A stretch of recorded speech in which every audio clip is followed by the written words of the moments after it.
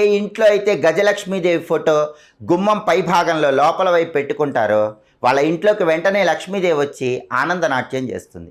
అంతేకాదు, మీ ఇంట్లో బీరువాకి గజలక్ష్మీదేవి రూపును అతికించుకోండి. ఏనుగులు తొండంతో నీళ్లు తీసుకుని లక్ష్మీదేవిని అభిషేకిస్తున్న గజలక్ష్మీదేవి రూపును శ్రావణ మాసంలో బీరువాకి అతికించుకుంటే మీ బీరువాలో స్థిరలక్ష్మి ఉంటుంది. డబ్బు ఖర్చు కాదు, ఆదాయ మార్గాలు పెరుగుతాయి. అలాగే లక్ష్మీదేవి ఒక్కొక్క మన్వంతరంలో ఒక్కొక్క రకంగా ఆవిర్భవించిందని పద్మపురాణంలో చెప్పారు. స్వారోచిష అనే మన్వంతరంలో లక్ష్మీదేవి అగ్ని నుంచి పుట్టింది. అగ్ని నుంచి లక్ష్మీదేవి పుట్టింది కాబట్టి లక్ష్మీ కటాక్షం కలగాలంటే శ్రావణ మాసంలో ప్రతిరోజు ఆగ్నేయ దీపం పెట్టండి. మీ ఇంట్లో హాల్లో కానీ ఏ గదిలో అయినా సరే ఆగ్నేయం మూల ఒక దీపం వెలిగేలాగా శ్రావణ మాసంలో చూసుకోండి. కనీసం ఒక